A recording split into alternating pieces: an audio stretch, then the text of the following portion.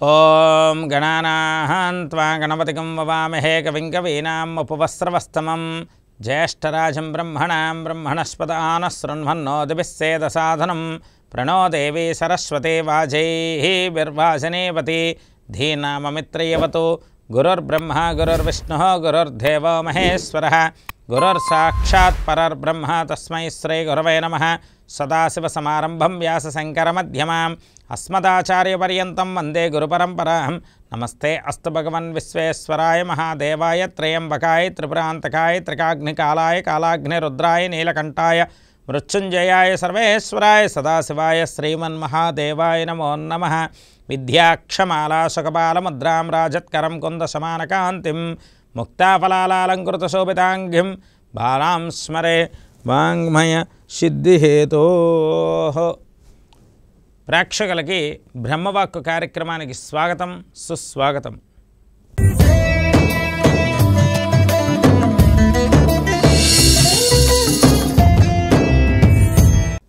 నాలుగు 3/2025 మంగళవారం నేటి పంచాంగం. స్వస్తి శ్రీ శ్రీ క్రోధనామ సంవత్సరం ఉత్తరాయణ పుణ్యకాలం శిశిర ఋతువు పాల్గొన మాసం.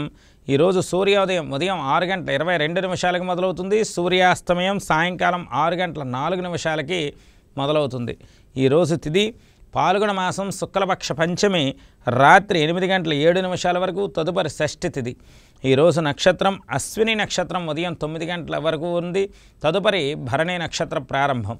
ఈరోజు యోగం బ్రహ్మయోగం రాత్రి 9:52 వరకు, తదుపరి ఐంద్రయోగం తెల్లవారుజామున 3:40 వరకు, తదుపరి వైద్యుతీయ మహాపుణ్యకాల యోగం.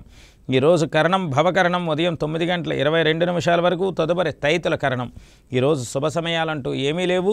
ఈరోజు రాహుకాలం పగల 3 గంటల నుండి 4:30 వరకు. ఈరోజు యమగండ కాలం ఉదయం 9 గంటల నుండి 10:30 వరకు. ఈరోజు దుర్ముహూర్తం ఉదయం 8:24 నుండి 9:12 వరకు. పునః రాత్రి 10:48 నుండి 11:36 వరకు. ఈరోజు వర్జం శేషవర్జం ఉదయం 6:46 వరకు. పునః సాయంకాలం 5:47 నుండి 7:17 వరకు. ఈరోజు అమృత గడియలు తెల్లవారుజామున 4:45 నుండి 6:14 వరకు. ఈరోజు రాశిచక్రంలో ఉన్నటువంటి గ్రహస్థితి గమనాన్ని ఒక్కసారి పరిశీలించేద్దాం. మేషరాశిలో చంద్రుడు, వృషభ రాశిలో గురుడు, మిథున రాశిలో కుజుడు, కన్యారాశిలో కేతువు, కుంభరాశిలో రవిశనులు, మీనరాశిలో బుధ శుక్ర రాహుగ్రహాలు. ఈ విధంగా రాశిచక్రంలో ఉన్నటువంటి గ్రహస్థితి గమనాన్ని మనం పరిశీలన చేస్తూ తదుపరి మనం తెలుసుకోబోయే అంశం నేటి విశేషం.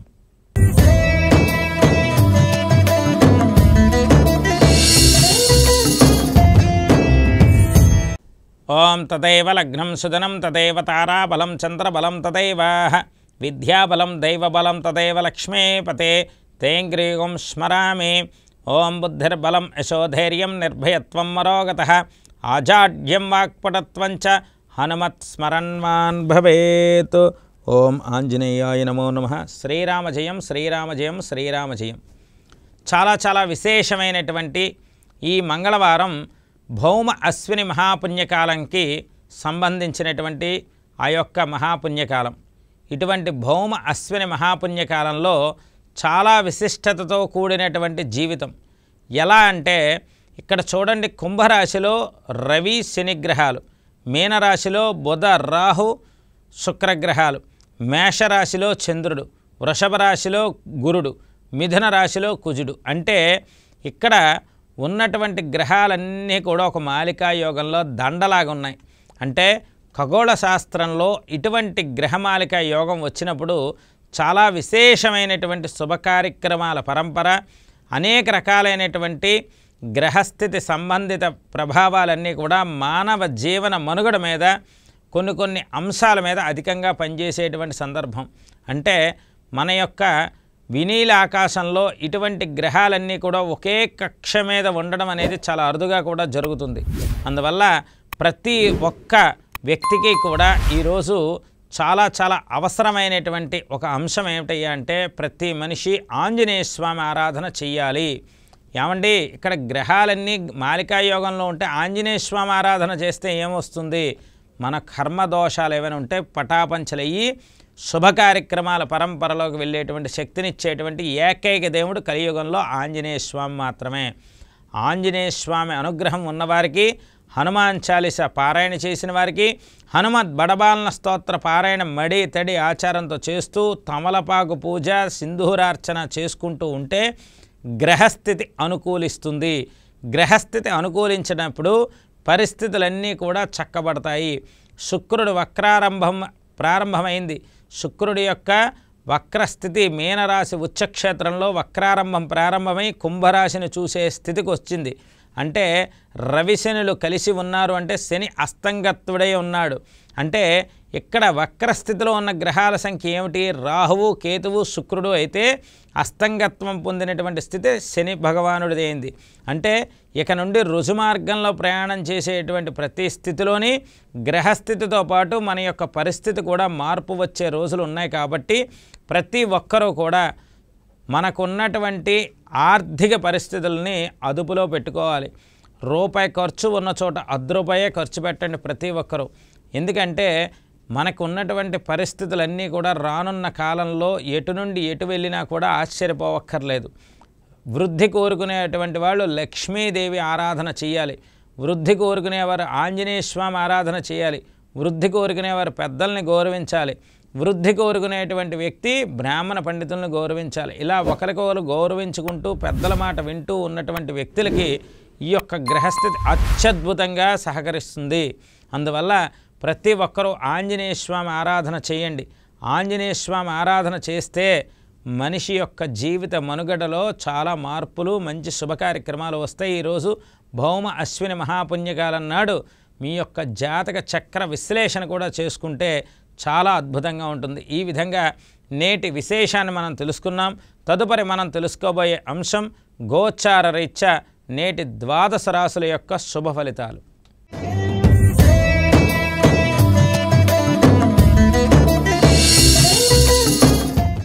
ముందుగా మనం తెలుసుకోబోయే రాశి మేషరాశి.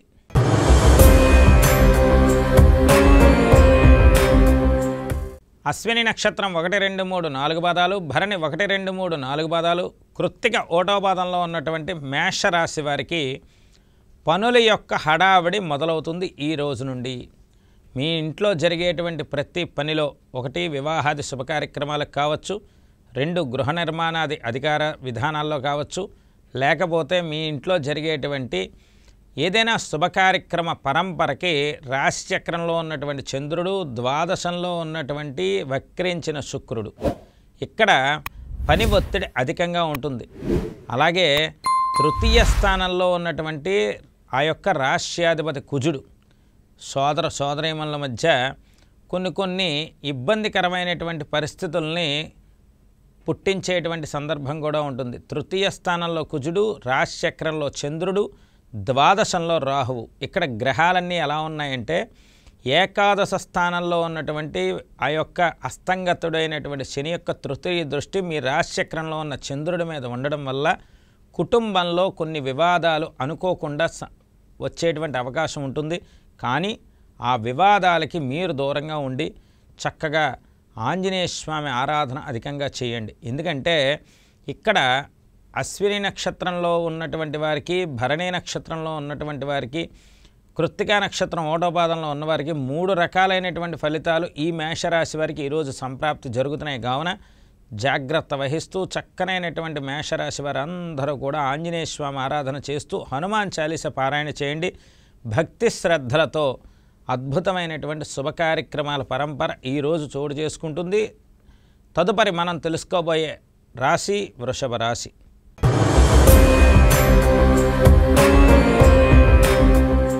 కృత్తికా నక్షత్రం 2, 3, 4 పాదాలు, రోహిణి 1, 2, 3, 4 పాదాలు, మృగశిర 1, 2 పాదాల్లో ఉన్నటువంటి వృషభ రాశి జాతకులందరికీ రాశి చక్రంలో ఉన్నటువంటి గురువు ద్వాదశంలో ఉన్నటువంటి చంద్రుడు ఏకాదశంలో వక్రించిన రాశ్యాధిపతి.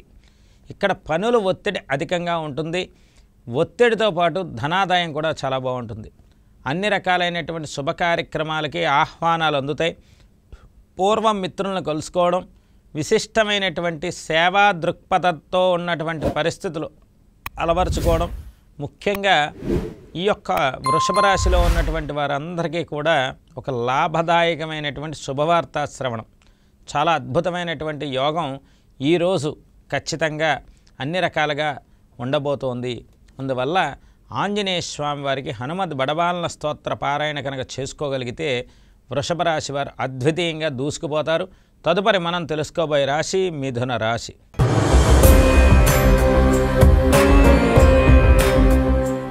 మృగశిర నక్షత్రం 3-4 పాదాలు, ఆరుద్ర 1, 2, 3, 4 పాదాలు, పునర్వసు 1, 2, 3 పాదాల్లో పుట్టిన మిథున రాశి జాతకులందరికీ కూడా ప్రయాణాలు చేసి అలసిపోయి వచ్చినప్పుడు ఉండేటువంటి శరీర బడలిక ఏదైతే ఉందో అలాంటి బడలిక ఈరోజు మిథున రాశి వారికి ఉంటుంది.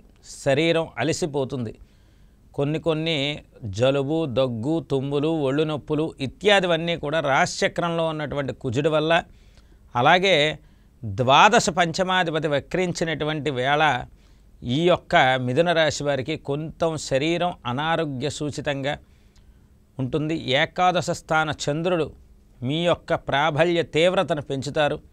ముఖ్యంగా ఈ యొక్క తృతీయాధిపతి రవి ఆ యొక్క భాగ్యస్థానంలో ఉండి మీ అన్నదమ్ములతోని, మీ యొక్క అక్క చెల్లెళ్ళతోని, మీ యొక్క తోడబుట్టిన వాళ్ళతోని మీ యొక్క స్థిరాస్తి వివాదాలన్నీ కూడా పరిష్కారం చేసుకునే దిశగా వెళ్తారు.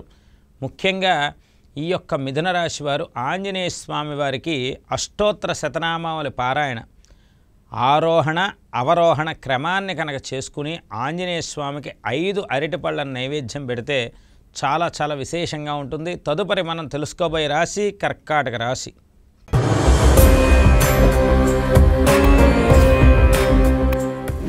పునర్వసు నక్షత్రం 4వ పాదం, పుష్యమి 1, 2, 3, 4 పాదాలు, ఆశ్లేష 1, 2, 3, 4 పాదాల్లో ఉన్న కర్కాటక రాశి జాతకులందరికీ కూడా నిర్దిష్టమైనటువంటి ప్రామాణికతతో కూడినటువంటి ఆగమన విధానం ఈ యొక్క కర్కాటక రాశి వారికి ఉన్నది. ఎందుకంటే కొన్ని సందర్భాల్లో కర్కాటక రాశి వారికి అవమానాలు ఎదురైనా, అపనిందలు ఎదురైనా తట్టుకుని వచ్చారు. ఇక నుండి మంచి రోజులు నెమ్మదిగా మొదలవుతున్నాయి. ప్రతి విషయంలో కూడా వీరికి మంచి రోజులే వస్తున్నాయి. అందువల్ల ధనాదాయం బాగుంటుంది కర్కాటక రాశి వారికి. కాకపోతే మాట పట్టింపు విషయంలో పట్టు విడుపు సాంద్రత మీరు జాగ్రత్తగా వహించాలి. ఎందుకంటే మాట పట్టించుకున్నప్పుడు విడుపు కూడా అలాగే పట్టించుకోండి. కోపం తెచ్చుకోవద్దు. కోపం వచ్చే అంశాలకి దూరంగా ఉండండి. దీనివల్ల కర్కాటక రాశి వారికి చాలా అద్భుతంగా ఉంటుంది. రానున్న కాలం విజయభేరి కర్కాటక రాశి వారు మోగించబోతున్నారు. దీనికి సిద్ధంగా ఉండండి.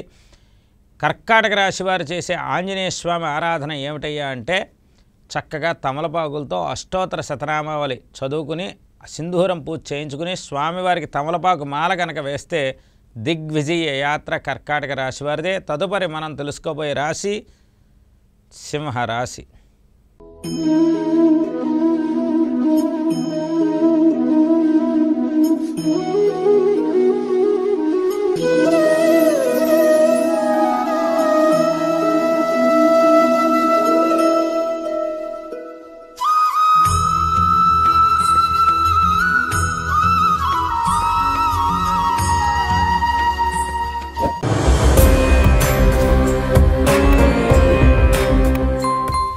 మఖా నక్షత్రం 1, 2, 3, 4 పాదాలు, పుబ్బ 1, 2, 3, 4 పాదాలు, ఉత్తర 1వ పాదంలో ఉన్న సింహరాశి వారికి గ్రహస్థితి మిశ్రమ కాలంగా ఉందని చెప్పాలి. అష్టమ స్థానంలో ఉన్నటువంటి 3 గ్రహాల యొక్క పరిణామం, సప్తమ స్థానంలో ఉన్నటువంటి 2 గ్రహాల పరిణామం, భాగ్యస్థానంలో ఉన్నటువంటి చంద్రుడు, దశమ కేంద్రంలో గురుడు, ఏకాదశ స్థానంలో కుజుడు వెరసి శుభాశుభ మిశ్రమ కాలంతో కొద్దిగా శరీరానికి అవస్థాసు దోషంగా వచ్చే విధంగా మానసికంగా ఇబ్బంది పడే విషయంలో ఈ సింహరాశి వారు కొన్ని ఇబ్బందులు ఎదుర్కొనే పరిస్థితి ఏర్పడుతోంది. ధనాదాయానికి లోటు ఉండదు, కానీ పనుల ఒత్తిడి అధికంగా ఉంటుంది. శుభానికి వెళ్తున్నప్పుడు పని ఒత్తిడి అధికంగా ఉన్నప్పుడు ఆ యొక్క సింహరాశి వారి శరీరం తొందరగా అలసిపోవడం, కొద్దిగా శారీరకంగా ఇబ్బంది పడడం ఇత్యాదివన్నీ కూడా జరుగుతాయి. కావున ఈ యొక్క సింహరాశి వారికి మీరు చేసే ప్రతి పనిలో జనుల యొక్క దృష్టి లేకుండా చూసుకోండి. ఆంజనేయ స్వామి ఆరాధన అధికంగా చేయండి. వ్యాపార రంగంలో ఉన్న సింహరాశి వారు దూసుకుపోతారు. ఈరోజు అద్భుతంగా ఉంది. అందువల్ల సింహరాశి వారు ఏ పని చేసినా అద్భుతమైనటువంటి గ్రహమాలిక ఈరోజు పొందుపరిచి ఉన్నది. తదుపరి మనం తెలుసుకోబోయే రాశి కన్యా రాశి.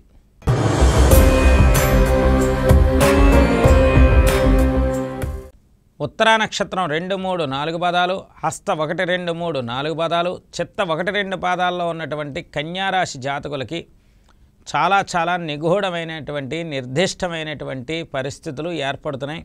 ఈరోజు చాలా విశేషమైనటువంటి గ్రహమార్పు ఈ యొక్క కన్యారాశి వారికి చాలా అద్భుతమైనటువంటి మంచి శుభపరిణామాలు జరుగుతాయి. కాకపోతే అష్టమ చంద్రదోషం ఉన్నది. జాగ్రత్త వహిస్తూ మాట్లాడేటప్పుడు జాగ్రత్త వహిస్తూ ఉండండి. అలాగే చేసే ప్రతి పనిలోని కూడా శుభకార్యక్రమాల పరంపరకి సిద్ధమవ్వండి. కన్యారాశి వారు ఆంజనేయ స్వామి ఆరాధన చేయండి. కన్యారాశి వారికి శుభం జరుగుతుంది. తదుపరి మనం తెలుసుకోబోయే రాశి తులా రాశి.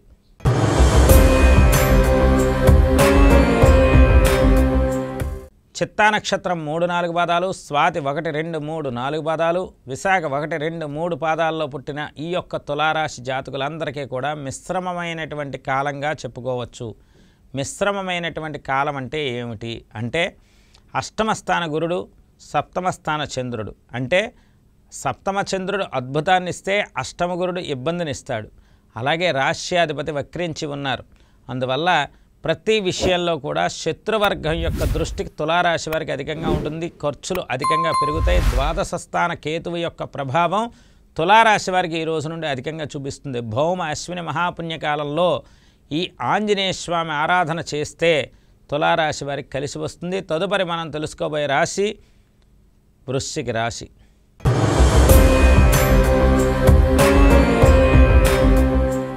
విశాఖ నక్షత్రం 4వ పాదం, అనురాధ 1, 2, 3, 4 పాదాలు, జ్యేష్ఠ 1, 2, 3, 4 పాదాల్లో ఉన్న వృశ్చిక రాశి వారికి 6వ ఇంట్లో ఉన్నటువంటి చంద్రుడి యొక్క ప్రభావ తీవ్రత, మనస్సు ప్రశాంతంగా లేకపోవడం ఈరోజు అధికంగా ఉంటుంది వృశ్చిక రాశి వారికి. సప్తమ స్థాన గురుడు చాలా అద్భుతంగా ఉంటే అష్టమంలో ఉన్నటువంటి కుజుడి యొక్క ప్రభావం గురించి చెప్పుకోవాలి. ఈ యొక్క వృశ్చిక రాశి వారికి రాశ్యాధిపతి అష్టమ స్థానంలో ఉన్నప్పుడు కందుల్ని 1 కేజీ పావుకొని ఎరుపు రంగు వస్త్రంలో మూటకట్టి ఏదైనా మీ ఇంటి పురోహితుల వారిని పిలిపించి వారికి దక్షిణతో సహా తాంబూలం ఇవ్వడం వల్ల ఈ యొక్క వృశ్చిక రాశి వారికి అష్టమ కుజదోష ప్రభావ తీవ్రత తగ్గుతుంది.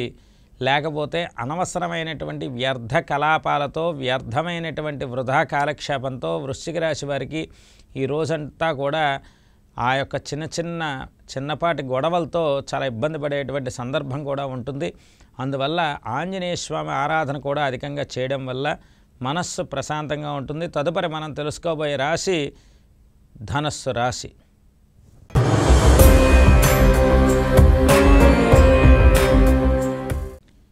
మూలా నక్షత్రం 1, 2, 3, 4 పాదాలు, పూర్వాషాఢ 1, 2, 3, 4 పాదాలు, ఉత్తరాషాఢ 1వ పాదంలో ఉన్నటువంటి ధనుస్సు రాశి జాతకులందరికీ కూడా చాలా అద్వితీయంగా తృతీయస్థ శని, తృతీయస్థ రవి ప్రభావం ధనయోగాన్ని ఇస్తుంది. పంచమ స్థాన చంద్రుడు అద్భుతాన్ని, అలాగే ఇక్కడ చతుర్థ స్థానంలో ఉన్నటువంటి శుక్రుడు తృతీయ స్థానం వైపు చూడడం ధనుస్సు రాశి వారికి చాలా లక్ ఫేవర్ చేస్తుంది అని చెప్పుకోవచ్చు.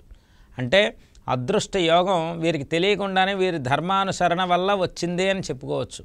అందువల్ల ఆంజనేయ స్వామి యొక్క ఆరాధన చేయడం వల్ల అద్భుతమైనటువంటి వృత్తి పెరుగుతుంది, ఆదాయం పెరుగుతుంది, పనులన్నీ సజావుగా సాగుతాయి. అన్నింటా కూడా శుభకార్యక్రమాలు రంగరించుకుని ధనుస్సు రాశి వారి యొక్క కీర్తి చంద్రికలు ఆకాశాన్ని అంటడంలో రానున్న కాలం ఎటువంటి సందేహం లేదు. తదుపరి మనం తెలుసుకోబోయే రాశి మకర రాశి.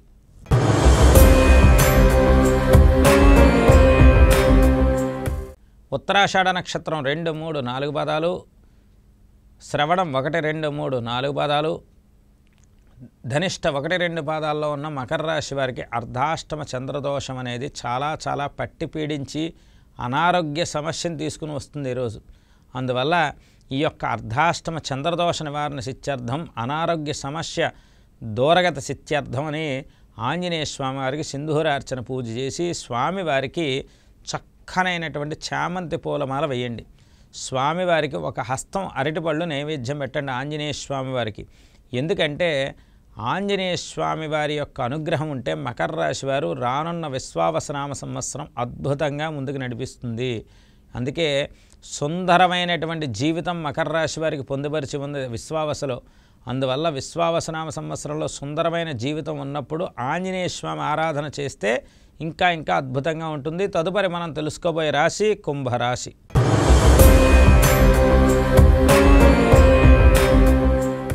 ధనిష్ట నక్షత్రం 3-4 పాదాలు, శతభిషం 1, 2, 3, 4 పాదాలు, పూర్వాభాద్ర 1, 2, 3 పాదాల్లో ఉన్నటువంటి ఈ యొక్క కుంభరాశి వారికి మరి ఈరోజు రాత్రి 9:14 పూర్వాభాద్ర నక్షత్రంలోనే రవి ప్రవేశం జరుగుతోంది. ఇప్పుడు శతభిషంలో ఉంది.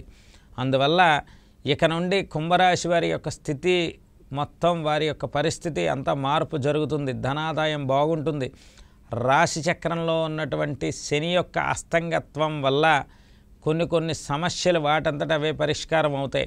తృతీయ స్థానంలో ఉన్నటువంటి చంద్రుడి యొక్క అనుగ్రహం వల్ల తృతీయ చంద్రుడు విద్యా విధానాన్ని, మానసిక విధానాన్ని, శారీరక విధానాన్ని మార్పు చేస్తారు. అందువల్ల ప్రతి ఒక్క కుంభరాశి వారు ఆంజనేయ స్వామి ఆరాధన చేయండి. ఆంజనేయ స్వామి ఆరాధన చేస్తే సుందరకాండ పారాయణ వింటే మీకు మంచి జరుగుతుంది. తదుపరి మనం తెలుసుకోబోయే రాశి మీన రాశి.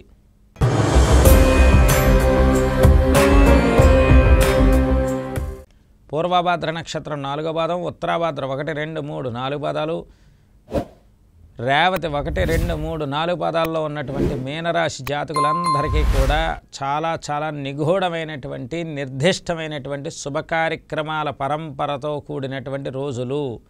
చాలా చాలా విశేషమైనటువంటి రోజులు మీనరాశి వారికి వక్రించినటువంటి శుక్రుడి వల్ల. అందువల్ల చాలా అద్భుతంగా ఉంటుంది. కంగారు పడవలసిన పని లేదు. ఇన్నాళ్ళకి మళ్ళీ మా యొక్క మాట చెల్లుబడవుతోందా అనేటువంటి ఆనందంగా ఉంటారు.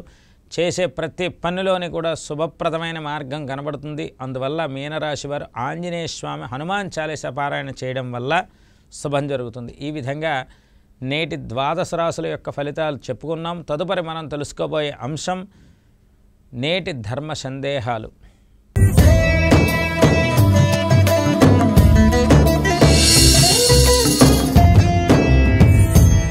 ఓం జయ హనుమాను జ్ఞానగుణసాగర జయ కపీశతిహలోక ఉజాగర రామదూత అతులిత బలధామ అంజనిపుత్ర పవనసుతనామ మహావీర విక్రమ బజరంగి కుమతి నివార సుమతకే సంగి.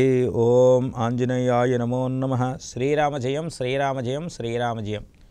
ఇప్పుడు నేను చదివినటువంటి హనుమాన్ చాలీస యొక్క శక్తి ఎలాంటిదయ్యా అంటే, మనకి సంకటములు అనేటువంటిని కష్టములు అంటారు. ఈ సంకటములు అంటే సంకటం అంటే మనస్సులో చెప్పుకోలేనటువంటి బాధను కూడా బయటికి చెప్పుకోవడానికి వ్యక్తి దొరకాలి. ఆ వ్యక్తికి చెప్పుకొని దానికి పరిష్కారం దొరకాలి. అప్పుడే మనస్సులో ఉన్న కష్టం పోతుంది. అటువంటి మనస్సులోనే బాధపడుతూ కుమిలిపోతూ ఉన్నటువంటి వారిని కూడా ఆనందింపచేసేటువంటి దేవుడు ఒక్క ఆంజనేయ స్వామి మాత్రమే. సాక్షాత్తు సీతమ్మ తల్లి జాడ తెలుసుకుని సీతమ్మ తల్లి యొక్క మానసిక ఆవేదనని తొలగించి మనస్సుని ప్రశాంతంగా ఉంచి ఆ యొక్క రఘుకుల తిలకుడైనటువంటి రామచంద్రుడి యొక్క ఆచూకీ చెప్పి తదనంతర కాలంలో వారిద్దరిని కలిపినటువంటి శక్తి ఒక ఆంజనేయ స్వామి ఉందని రామాయణం చెప్తోంది. ఇటువంటి ఆంజనేయ స్వామిని చాలా ప్రీతికరం ఏమిటంటే తులసీదాసు రచించినటువంటి హనుమాన్ చాలీసా చౌపాయి. ఇటువంటి హనుమాన్ చాలీసాని కూర్చుని చక్కగా ఒక 11 సార్లు రోజు పారాయణ చేయడం చేస్తే మన జీవితం మన అదుపులో ఉండి అనవసరమైన శత్రువర్గం దృష్టి మన మీద పడకుండా ఉంటుంది.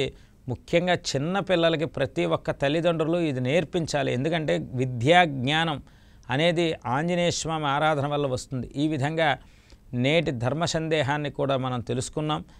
రేపు బ్రహ్మవాక్ కార్యక్రమంలో బుధవారం గణపతి ఆరాధనతో రేపు మళ్ళీ కలుద్దాం.